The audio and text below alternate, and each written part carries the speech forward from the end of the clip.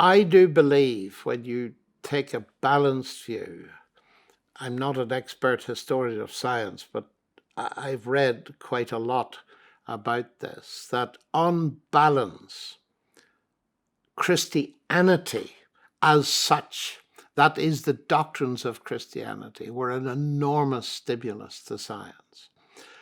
I think when this question often arises, people immediately say, but half a minute, look at the way the church treated Galileo. Look at the infamous Huxley-Wilberforce debate in Oxford.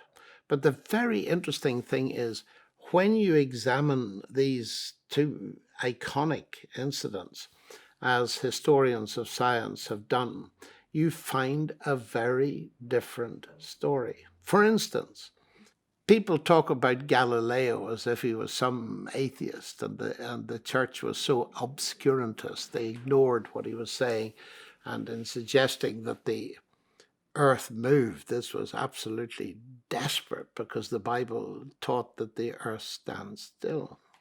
Now, the interest of that is this. Number one, Galileo was a believer in God before all this started, and he was a believer in God when it finished.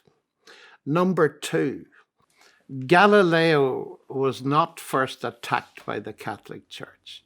He was first attacked by the Italian philosophers, because in claiming that the earth moved, Galileo was treading on the toes of Aristotle.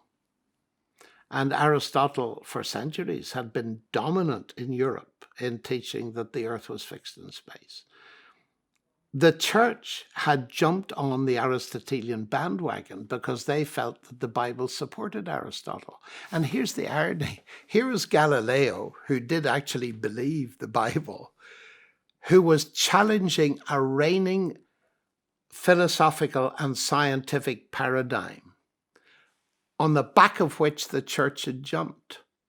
So it's completely false to suggest that this was the church, first of all, being obscurantist and challenging Galileo. The philosophers, all the experts agreed with the church because they'd been there first with Aristotle. So that's the first completely distorted image we get. Thirdly, Galileo was not the wisest of men. First of all, he wasn't good at PR. He wrote a book where he put the arguments he was refuting and the arguments of his erstwhile friend, who is now the Pope, into the mouth of a man whom he called Simplicius, the fool. Well, that wasn't calculated to make him friends. Then he insisted on writing in Italian, when everybody knew at the time that the best language to write science in was Latin. And then this was at the time of the reformers, when sympathy was being shown to Copernicus and so on. So there were huge social, theological, all kinds of other issues. But the conclusion of that is that scholars are agreed that the one thing you cannot use the Galileo story for is to say there's an essential conflict between science and religion. Galileo's Daughter is a very interesting book by Dava Sobel that is well worth reading on this. And then you come to the Huxley-Wilberforce debate, which took place just a few hundred meters from where we're sitting at the moment.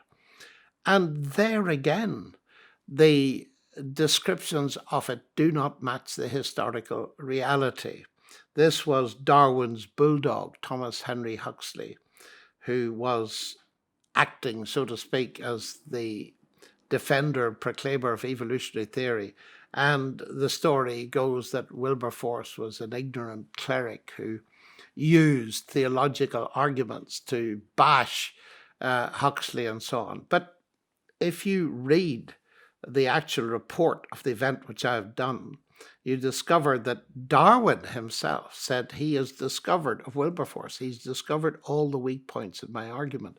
But the most interesting thing to read is Wilberforce's own writings, that it's available.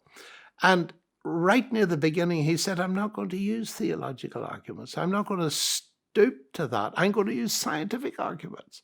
So that's another complete misreading. And the only record, I think, that remains of it said the honours were about equal between the dueling partners. Now, that's not the impression people have. The real situation was Huxley wanted to get rid of amateur clerics meddling in natural science, even though some of them were utterly brilliant, like Wilberforce.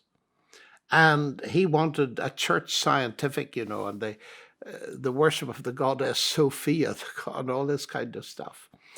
And he and his followers presented a totally distorted thing.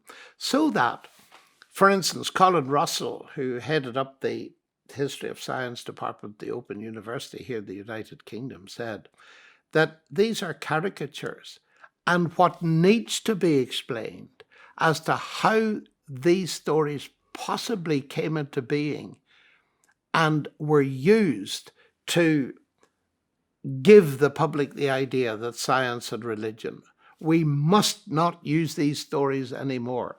And so there's a lot of very important historical work has been done in showing that what seems to be an iconic case of Christianity being obscurantist and meddling with science is not true. Now, that's not to say there have been no spats and so on. But Alfred North Whitehead wrote about this, and I think it was he who said that in 1500, Europe knew less science than Archimedes did centuries before. But by 1700, Newton's Principia Mathematica had been written. 200 years of vast explosion. What is that to be attributed to? And he said the medieval insistence of the rationality of God as creator. And Melvin Calvin, who won the Nobel Prize for biochemistry, I think, said, as I look back and try to think about this fundamental idea that's central to all of science, this intelligibility of the universe, I trace it back to an idea discovered, as he puts it, by the ancient Hebrews, and that lies at the heart of the Judeo-Christian tradition. So I think that although there will be individuals who will, of course, be obscurantist, the actual tradition at the highest level has supported the development of science in a very big way.